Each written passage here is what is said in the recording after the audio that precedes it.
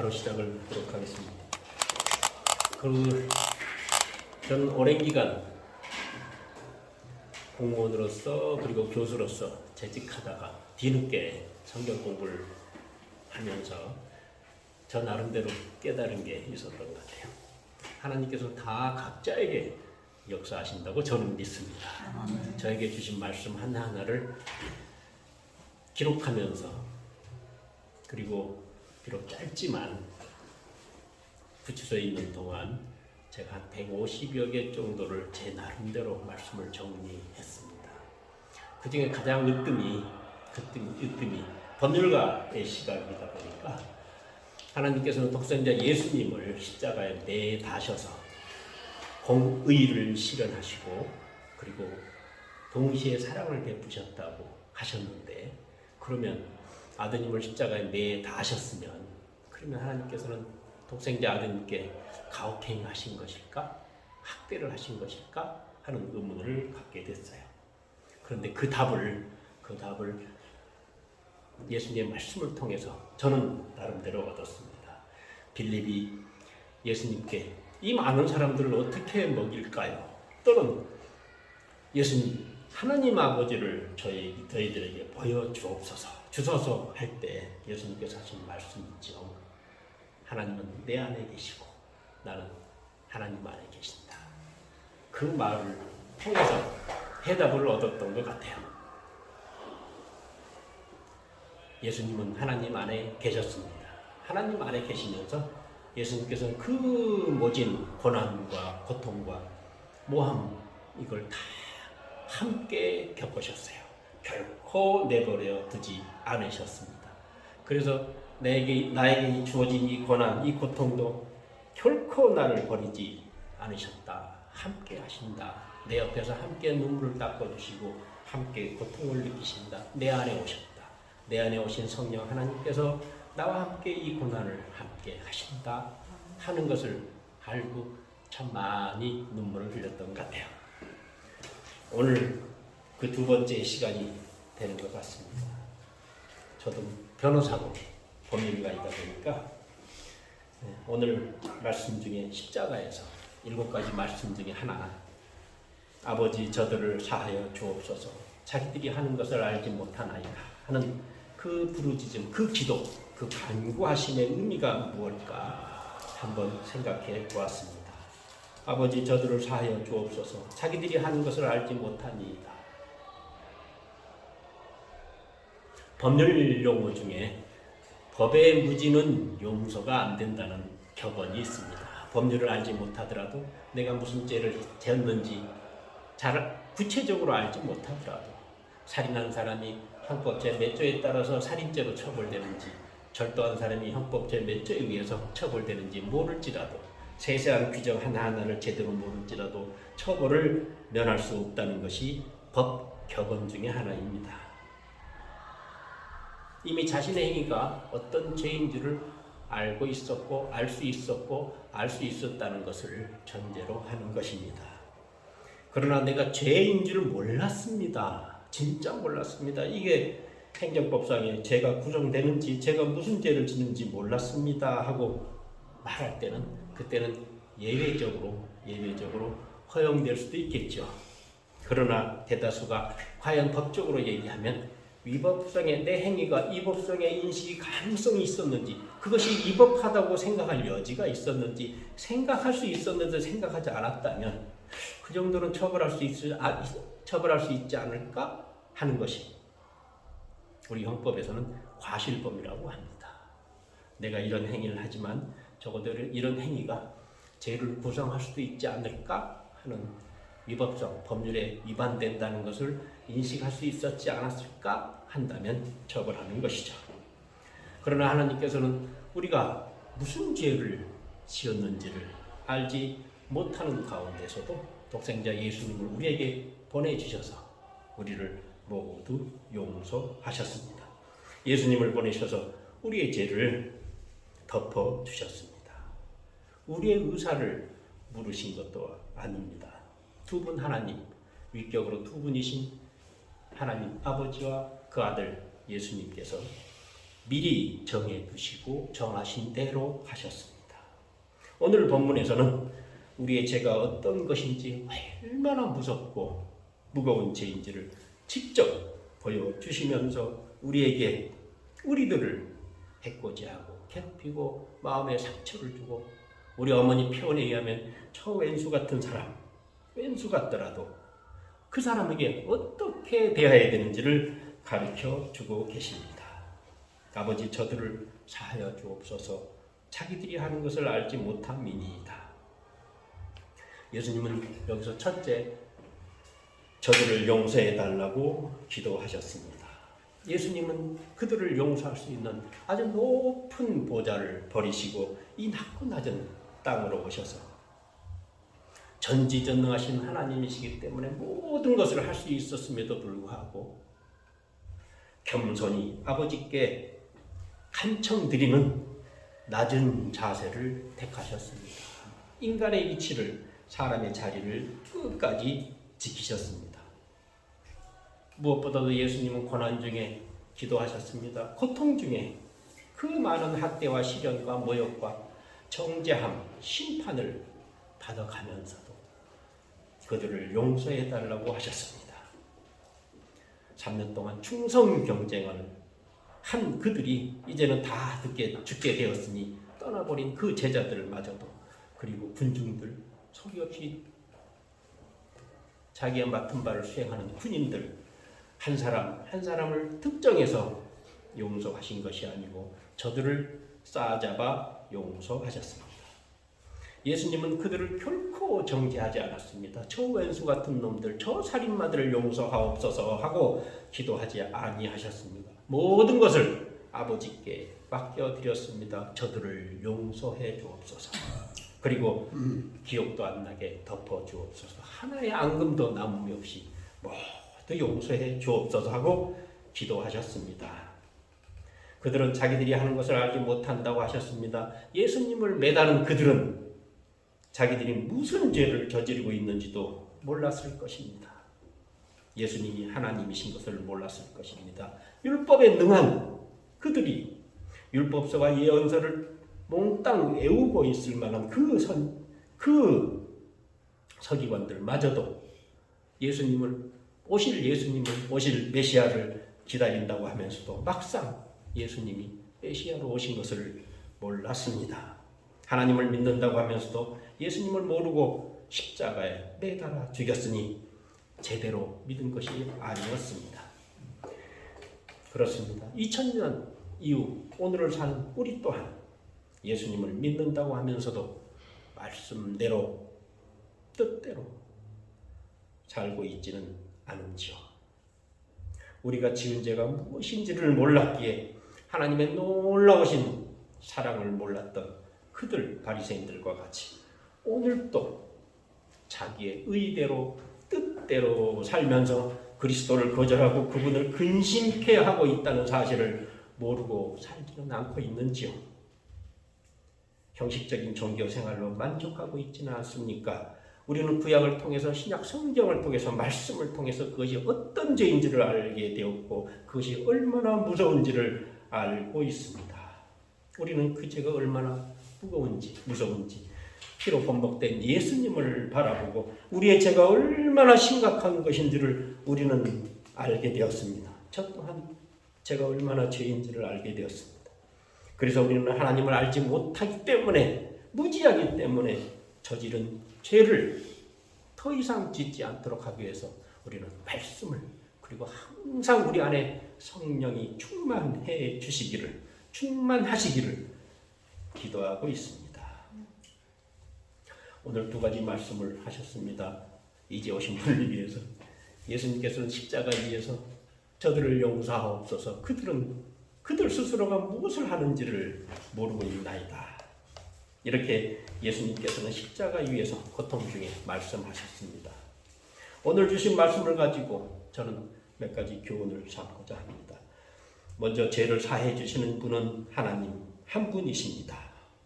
우리가 용서한다고 할 때 우리는 우월적인 지위를 가지면서 이기심을 가득 채우고 용서한다고 합니다. 그래서는 안 됩니다. 용서는 하나님 몫이시기 때문입니다. 내가 용서하는 것이 아니라 예수님 말씀처럼 하나님 아버지께 용서해달라고 간구하여야 합니다. 저는 일본 대사관에 법무협력관으로 근무하면서 일본에 유학을 온 국비로 온 의사, 신분이 노출되면 뭐 무슨 명예훼손죄가 되려나? 어쨌든 의사 한 분이 일본에 그 1년 과정으로 유학을 오셨는데 그분이 한국 유학생과 동거를 했어요. 그래서 이런 동거 계약을 했다고 일본 검사가 저한테 보여주더군요. 남자는 생활비를 대고 여자는 음식을 한다. 그리고 경비는 남자가 된다.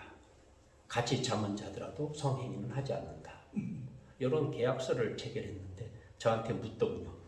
검사님, 한국에서는 이런 계약서가 유효합니까? 효력이 있는가 하는 거죠. 같이 잠은 자되 성행위는 하지 않는다.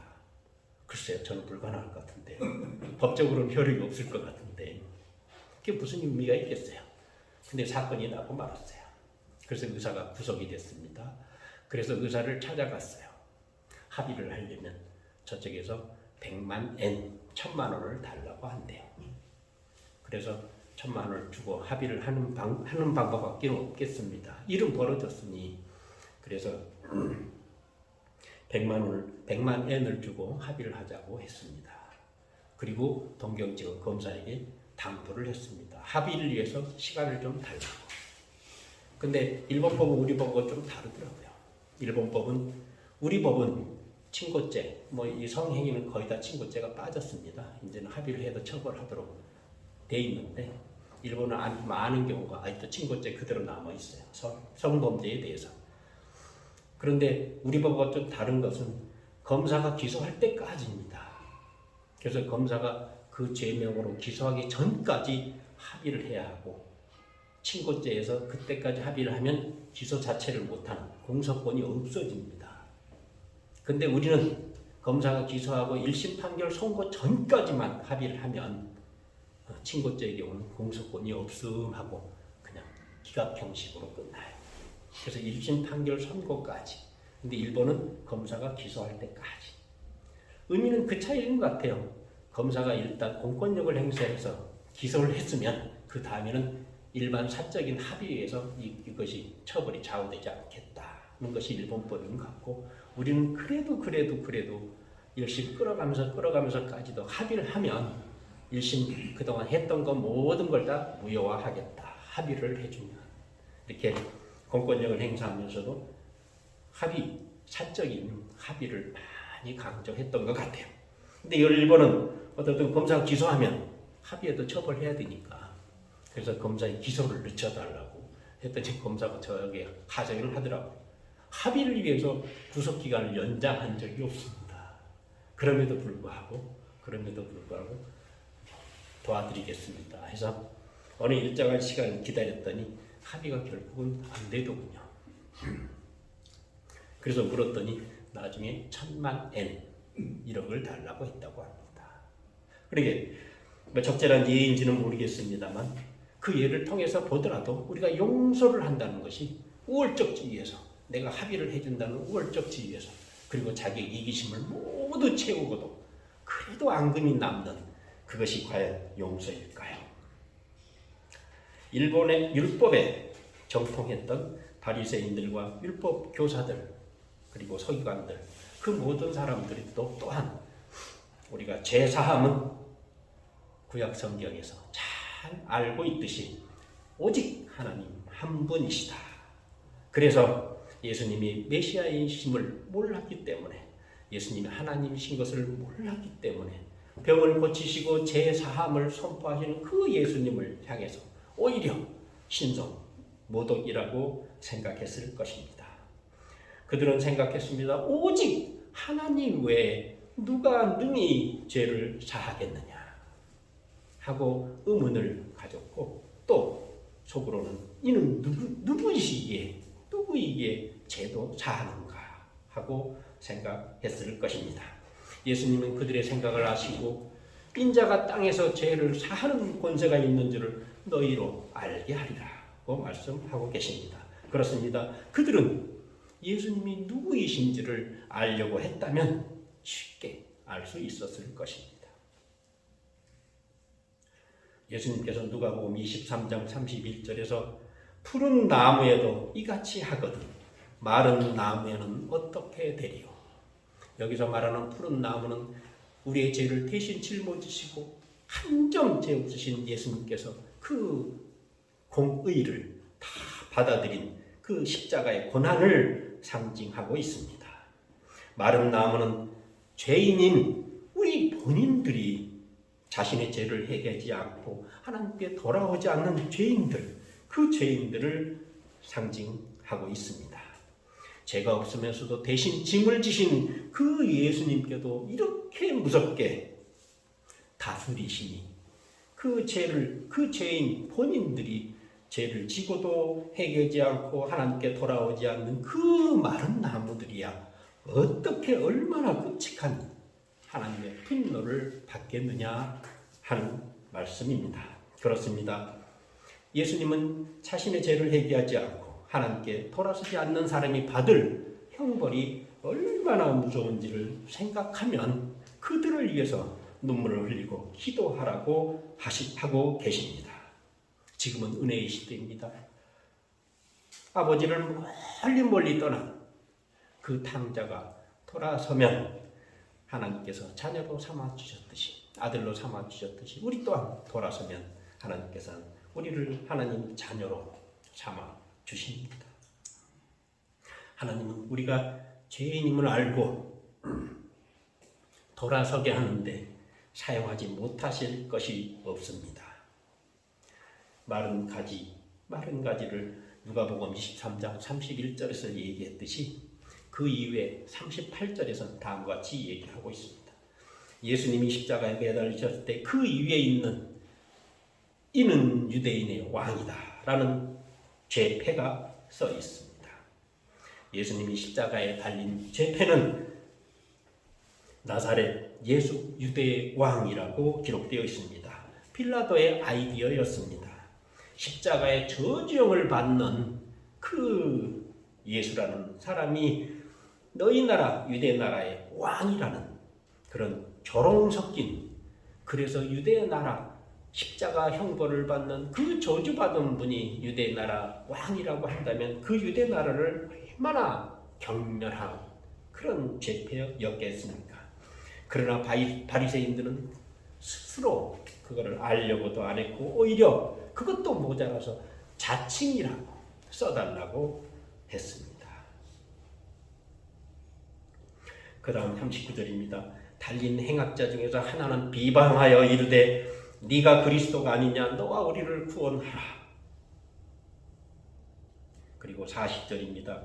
하나는 그 한쪽 강도는 그 사람을 꾸짖어 이르되 네가 동일한 정죄를 받고도 하나님을 두려워하지 아니하느냐.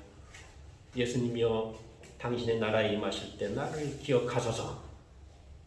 조금 전까지 함께 욕하던 한쪽 강도가 회개하고 돌아왔습니다. 그 사이에 무슨 변화가 있었을까요? 저는 그 강도는 예수님 위에 기록된 죄패를 보았을 것이라고 생각했습니다. 그 죄패를 바라보고 그 강도는 예수님이 유대인의 왕이심을 믿었습니다.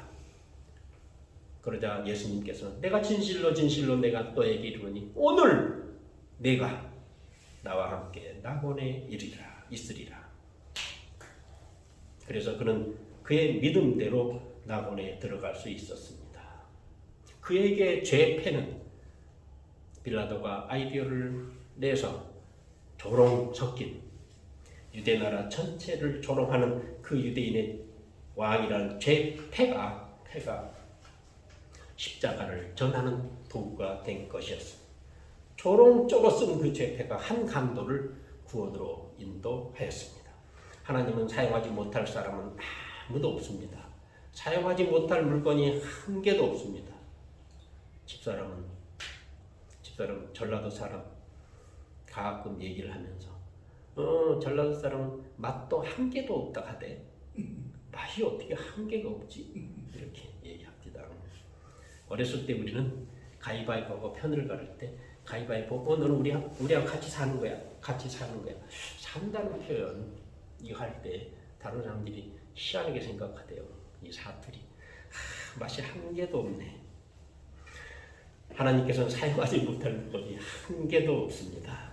하나님께서는 당신의 능력을 보이시기 위해서 애국 왕 바로를 이용하셨고 이스라엘 사람들을 돌려보내기 위해서 이방인의 왕 고레스를 도구로 사용하셨습니다.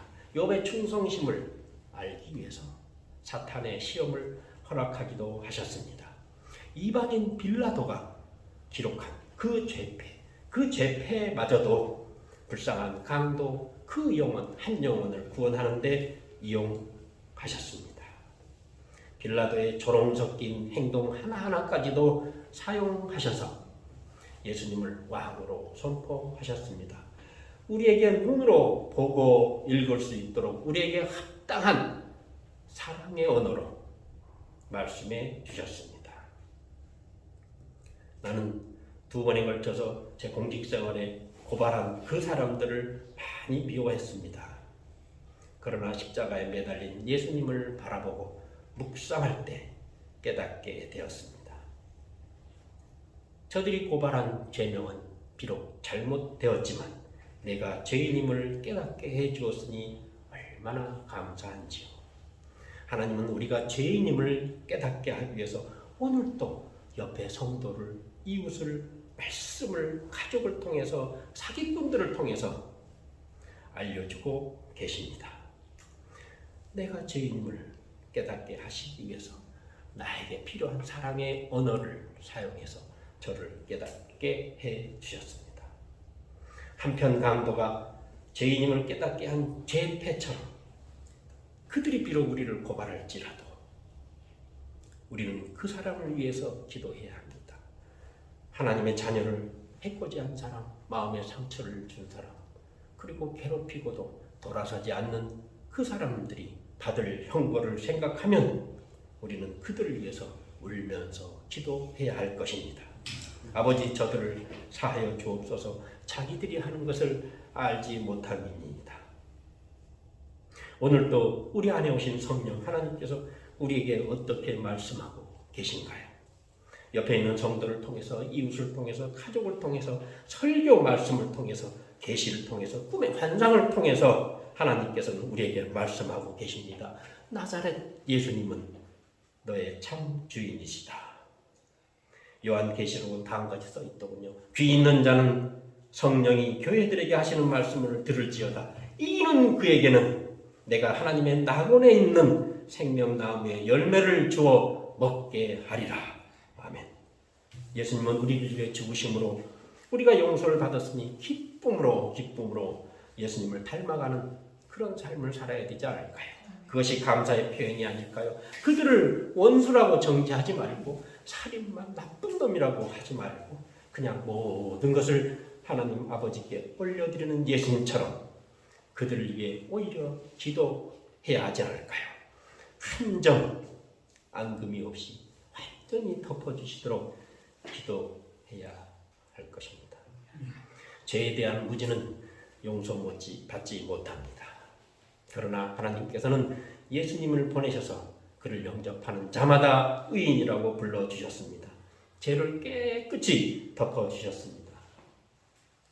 예수님의 기도를 모두 들어주셨습니다. 그렇습니다. 오늘 우리에게 죄를 지은 사람을 위해서 기도합시다. 비록 해코지한 사람이라도 우리가 정죄하지 말고 하나님께 용서해달라고 기도합시다. 죄 사함은 하나님만이 하실 수 있습니다. 우리 또한 알게 모르게 지은 죄도 많습니다. 비록 우리가 저지른 죄가 어떤 것인지를 모르더라도 하나님께 간구하십시다. 2000년 전에 이미 우리는 용서를 다 받았음에도 불구하고 내 몸에는 죄성이 흘러나옵니다. 오늘 또 경쟁하면서 시기하고 미워하고 질투하고 분리하고 그리고 성격에 따라 좀 차이는 또 옵니다. 누구는 짓밟아 버리겠다고 그렇게 담대한 오기를 저 또한 갖고 있지 않을까 싶습니다. 다시는 그러한 죄성을 드러내지 않도록 하나님을 더 알게 하시고 인도해 가옵소서. 하나님을 모르고 죄를 짓는 이들을 위해서 우리가 오늘 무엇을 해야 할지 그들을 위해서 기도하도록 인도해 가옵소서 하고 기도하는 우리 성도 여러분들이 되시기를 축원합니다. 아멘. 축원합니다. 감사합니다. 기도하시겠습니다. 하나님 아버지, 저들을 용서하여 주옵소서. 자기들이 하는 것을 알지 못함이니이다. 우리의 무지함을 깨우쳐 주시니 감사합니다. 우리가 얼마나 죄인임을, 얼마나 무서운 죄인임을 깨닫게 해주시니 감사드립니다. 구원을 받았다고 하면서도 아직도 내 몸에는 죄성이 흘러나옵니다. 그리스도를 믿는다고 하면서도 내 영혼에서는 인간적인 잣대로 경쟁하고 시기하고 화내고 분노하고 있습니다. 용서하여 주옵소서. 성령으로 늘 충만케 하옵소서. 우리의 잣대로 정죄하지 않게 하시고 하나님께서 하나님의 시각으로 우리가 바라볼 수 있도록 분별의 능력을 주옵소서. 오늘도 하나님을 모르고 죄를 짓고 있는 사람들을 위해서 우리가 무엇을 해야 할지 우리에게 통찰력을 주시고 그때마다 하나님의 선하심으로 인도하여 주옵소서. 우리로 하여금 그리스도의 향기를 드러내는 그리스도의 통구가 되게 하옵소서. 하나님 뜻대로 살겠나이다 하고 맹세하는 우리 성도들 모두에게 하나님이 함께하여 주옵소서. 모든 말씀 예수님의 이름으로 기도드립니다. 아멘.